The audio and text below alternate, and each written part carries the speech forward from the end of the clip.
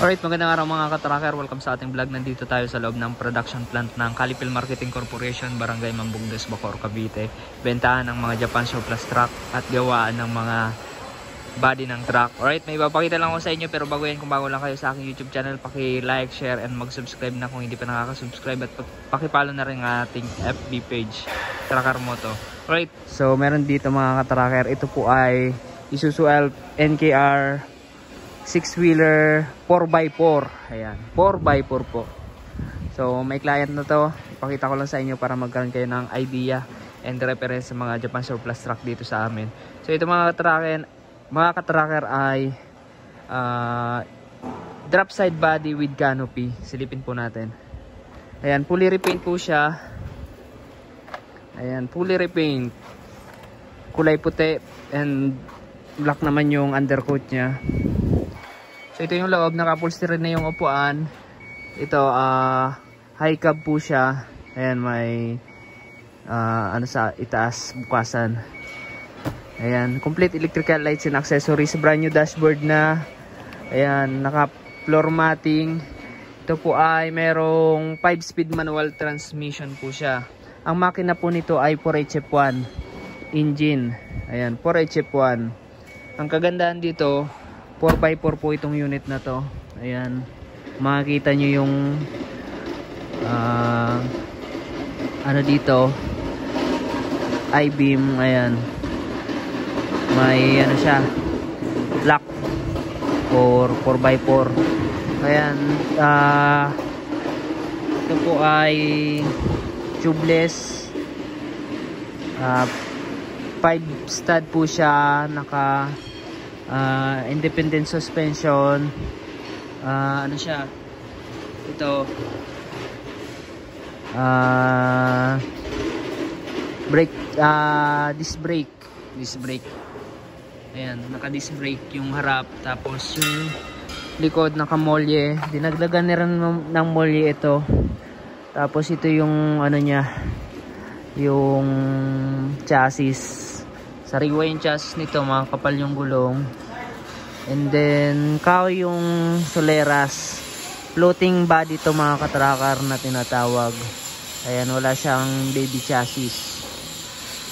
Stock dito sa ano, sa unit yung body niya. Tapos nilagyan lang ng canopy. Steel flooring na rin.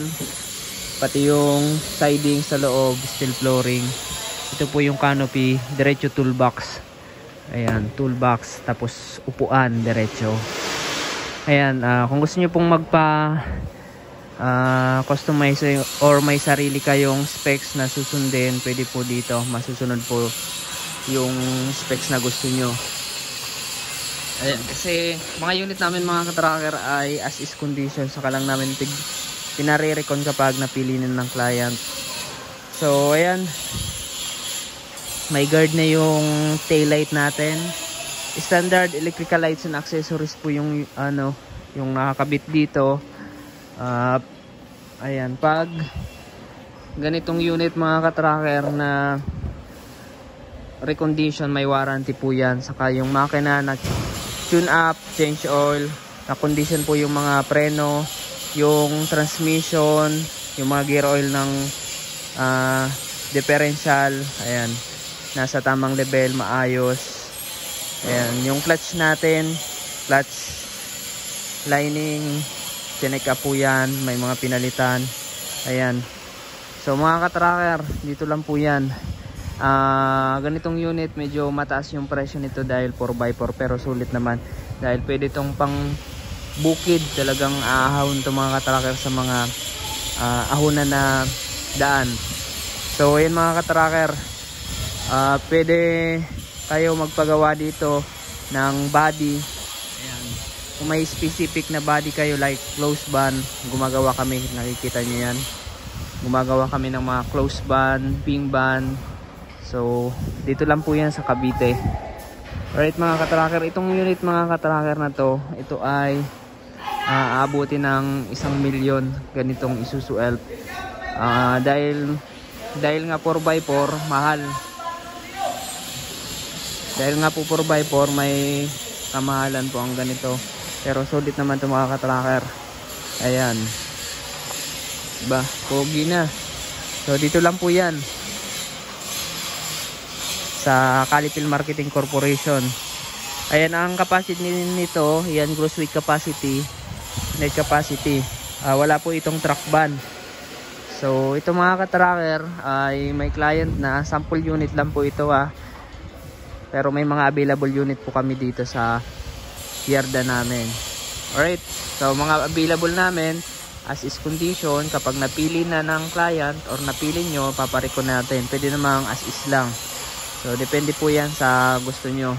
At yung registro nito, may registro na, may plaka na. So hindi na po kayo mahihirapan sa pag-registro ng Japan Surplus Truck. So yan mga ka-tracker, all in na po dito. Kayo po yung masusunod kung ano pong gusto nyong body.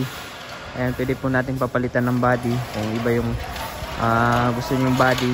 Alright, so paki-like, share, and mag-subscribe ng mga ka-tracker kung nagustuhan nyo itong video na to at kung bago lang kayo. So, maraming salamat. God bless. Bye bye.